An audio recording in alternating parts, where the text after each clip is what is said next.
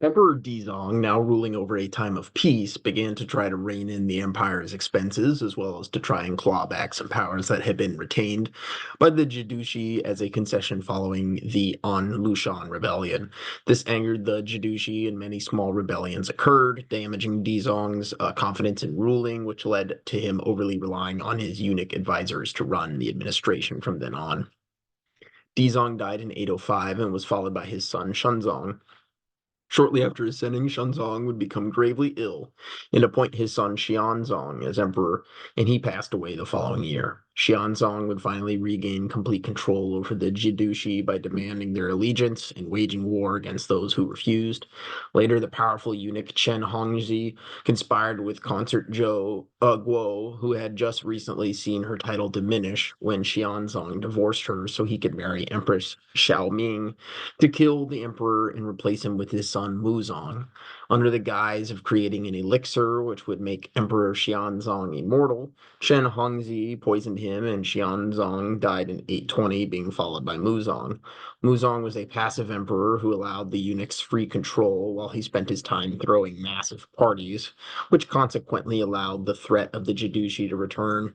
In 823, while playing polo at the imperial palace, Muzong suffered a stroke, and he would die the next year, being followed by his oldest son, Jingzong. Emperor Jingzong was a lot like his father, and he allowed his eunuchs to run the government while he lived a carefree lifestyle, surrounded by an entourage of celebrity polo players who acted as his fake friends.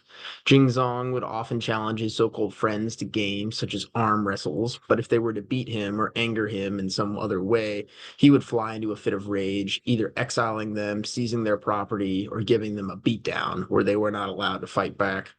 One night after a party, Jingzong's entourage had had enough of his antics, and all at once they blew out the candles that were illuminating the palace and murdered Jingzong in the dark in 827, being replaced with his brother Wenzong. Wenzong would try and rule as an effective leader, but the damage his brother and father had caused meant that the Jadushi were in open rebellion in the north. Wenzong would die in 840 and be followed by his younger brother Wuzong.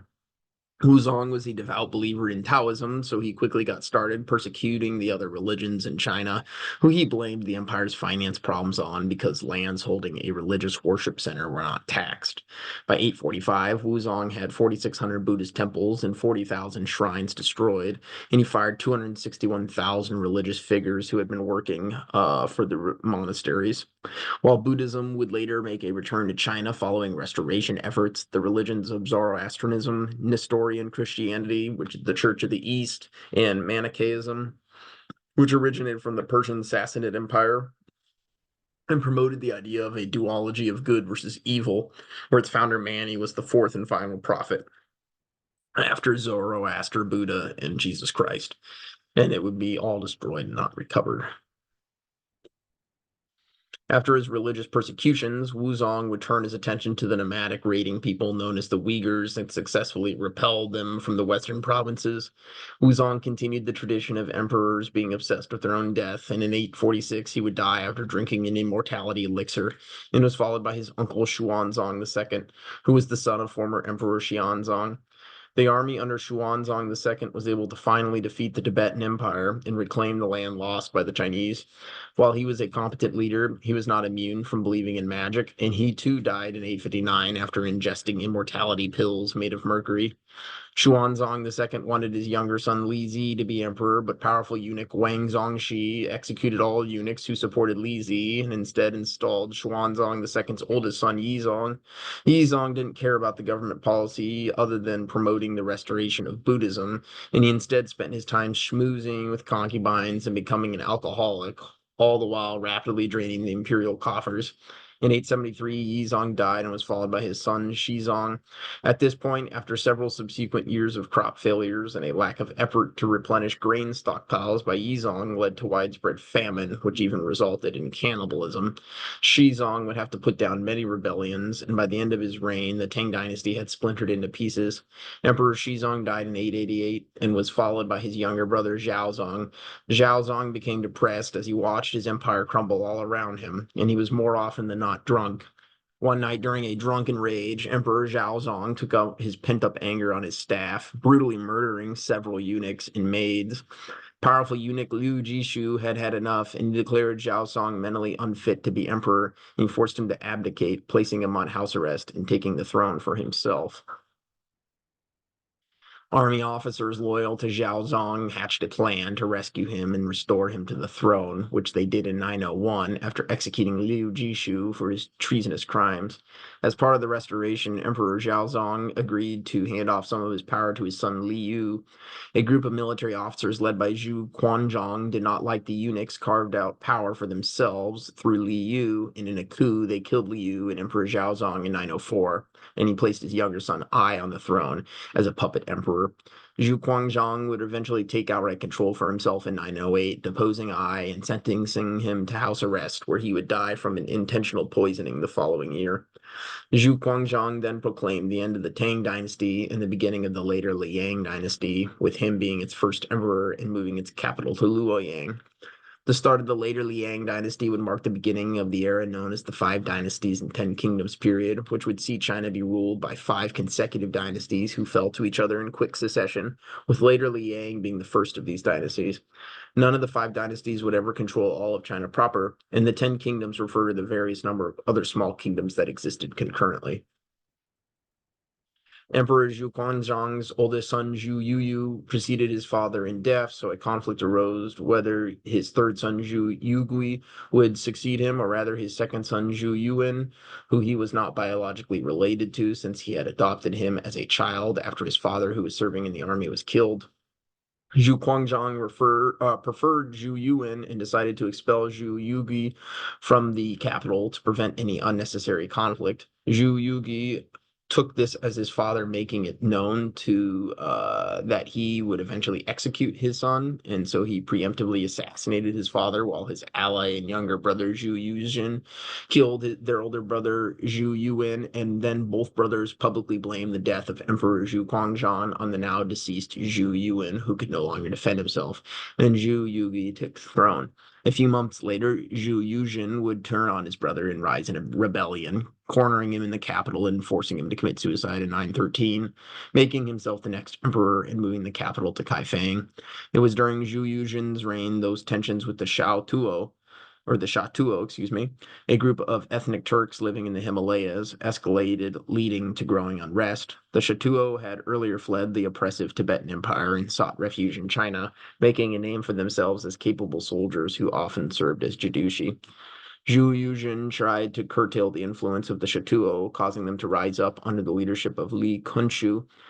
As the rebel forces closed in on Kaifeng, Zhu Yuzhen knew he was doomed, and he committed suicide in 923, allowing Li Kunshu to assume power, ending the later Liang dynasty and beginning the later Tang. As part of Li Kunshu's effort to restore the previous Tang dynasty, he moved the capital once again back to Luoyang. During his reign, a terrible famine would occur, causing widespread starvation, and the large later Tang army began to rebel. Mutinying soldiers within the capital attacked Emperor Li Kunshu, firing and hitting him with an arrow, which killed him. Hearing of the death of his brother, Li Siwan quickly rode to Luoyang, declaring himself the new emperor in 926. Li Siwan was not related to Li Kunshu through blood, as Li Siwan had been adopted by his father, Li Qiang, who had been a prominent Shatuo general after his biological father had fled China proper to escape the persecution against the Shatuo during Zhu Yuzhen's reign. To shore up power, Li Xuan hunted down Li Kunshu's wife, Empress Liu, and his oldest son, Jiji, and forced them to commit suicide, whereas the rest of his sons were exiled to the smaller kingdom of later Shu to serve as monks for King Meng Zhixiang. The drought and related famine continued into Li Siwan's reign, although he was a diligent and efficient leader who helped steer the empire largely away from disaster. In 933, Li Siwan would become gravely ill, and his eldest son, Li Kongrong, came to the palace to see him, but was turned away since his father was resting. In the middle of the night, Li Siwan woke up and began coughing up blood, but by morning he was feeling up to having his son visit him. Li Kongrong denied the request, believing his father had brushed him away the previous day because he was planning on passing Li Kongrong up for his younger brother Li Konghu. So he instead assembled a small fighting force which began attacking the capital. Emperor Li Xuan was heartbroken that his own son would do this to him, and he recused himself from the situation, telling the imperial soldiers to do whatever was necessary to defend Luoyang. The imperial guards captured and executed Li Kongrong along with the rest of his immediate family, and 6 days later, Li Xuan would succumb to his illness with his son Li Konghu succeeding him. The fact that Li Xuan had been raised by adoptive parents probably influenced him to pass it forward by adopting the commoner Li Kongqi.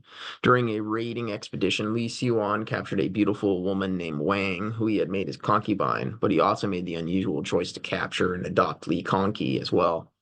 Li Kongrong and his confidants were suspicious that Li Kongqi would try and take the throne since he was older and was popular in the army, and they began icing him and his family out by demoting his son from his army officer position and forcing his daughter to move away from home to become an imperial nun. Li Kongqi saw the breaking up of his family as a precursor to his destruction, and he raised up an army to attack Luoyang. Most soldiers in the capital supported Li Kongqi and refused to fight against him, laying their arms down and even joining the rebels in search for Emperor Li Konghu and his corrupt officials. Li Konghu tried to escape with a small cavalry force, but was apprehended. Empress Dowager Cao, who was the late Li Kongrong's mother, got her revenge on Li Konghu by demoting and expelling him from the capital and ultimately having him killed by strangulation in 934, and he was followed by Li Kongqi. In Li Kongqi's first year as emperor, the province of Sichuan seceded into open rebellion, and the empire felt increasing pressure from the Khitan people in the north. King Shi Jingtang of the kingdom of Later Jin had always been a fierce rival of Li Kongqi's, going all the way back to their army days. A couple years into Li Kongqi's reign, Shi Jingtang believed Later Jin had grown powerful enough to become the next dynasty, and he began a coup against the emperor. Shi Jingtang turned to the Khitans for their military support in exchange for ceding the northern part of Chinese territory to the Khitans, which were known as the 16 prefectures to the north. The might of the combined rebel army easily overpowered the imperial troops, and as they closed in on Luoyang, Li Kongqi knew it was over, so he gathered his family in a tall wooden tower within the palace, and he had the tower set ablaze so they could all die together. This allowed the rebel army to enter Luoyang without resistance, and in 937, Shi Jingtang declared the end of the later Tang dynasty and the beginning of the later Jin dynasty, with himself as emperor, moving the capital back to Kaifeng. As promised, the 16 prefectures to the north were handed over to the Khitans, who named their new territory the Liao Empire. Emperor Shi Jingtang passed away in 942 and was followed by his son Shi Kongui. Soon after seeing an opportunity, the Liao Empire declared war on the later Jin and quickly captured Kaifeng and Emperor Shi Kongui, and then they had him and his entire family deported to the remote Mongolian wilderness, dropping them off with no food or supplies for them to figure out how to fend for themselves.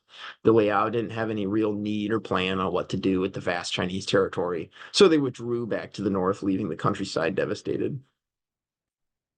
In 947, Jidushi Liu Yuan led an army into Kaifeng to fill the power vacuum that the Liao had left, and he declared himself the first emperor of the new later Han dynasty.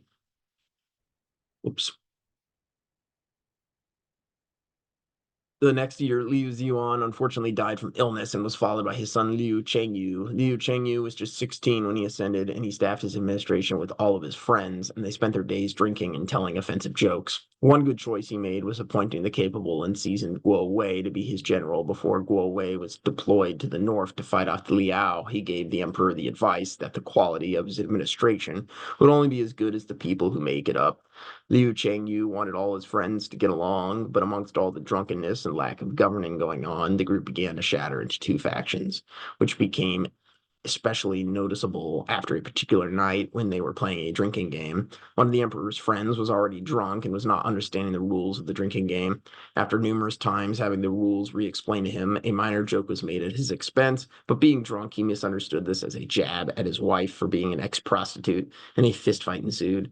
Emperor Liu Chengyu initially tried to play mediator in these situations, but he eventually began to resent his friends. It started when his friend and Grand Chancellor Yang refused to give his blessing for him to marry his concubine Consort Gang because he thought it was too soon after his father's death.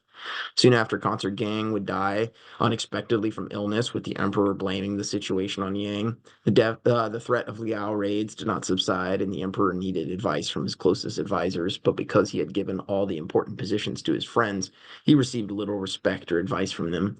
By 950, Emperor Liu Chengyu had had enough from his old friends, and he turned instead to his family for support and ordered the execution of his cabinet. Liu Chengyu's uncle Li Ye would take an especially important role in the administration, and he ordered the execution of Guo Wei and his entire family because he feared the control he exerted over his troops. Since Guo Wei was already deployed up north, only his entire family was executed in Kaifeng at the dead of night at the hands of a hit squad by Li Ye. With the news of the killing of Guo Wei's family reaching him, he was emotionally destroyed, and he ordered his army to return to the capital and depose the emperor. When Guo Wei arrived at Kaifeng, he set out to find Emperor Liu Chengyu and murder him for his gross incompetence. Kaifeng quickly fell, and once the capture of the palace became imminent, Liu Chengyu attempted to escape by hiding in a commoner's house, but he was hunted down and killed, bringing an end to the later Han Dynasty in 951 and the start of the later Zhou with Guo Wei as emperor. Guo Wei was a good leader who brought reforms for peasants, but he unfortunately died in 954 and was followed by his adopted son, Chai Rong, due to all his biological sons being killed during the massacre against his family. Chai Rong was an excellent military strategist, choosing to personally accompany his troops on the battlefield, and he led later Zhou to many victories against the Liao and the kingdom of later Tang. He would unfortunately die from illness out in the field in 959 and was followed by his 6-year-old son, Guo Zhongshun. Seeing an opportunity for personal gain, General Taizu instigated a coup and deposed Emperor Guo Zongshun in 960, ending the later Zhou dynasty and beginning the Song dynasty, which also coincides with the end of the Five Dynasties and Ten Kingdoms period. Emperor Taizu successfully reunified China proper, but unfortunately passed away in 976 and was followed by his younger brother Taizong, even though he had two adult sons of his own because of an agreement between the brothers long ago when they were younger that if Taizu would die before Taizong, he would let him follow him.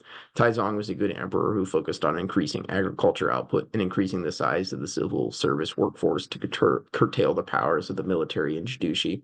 Emperor Taizong died in 997 and was followed by his son Zhenzong.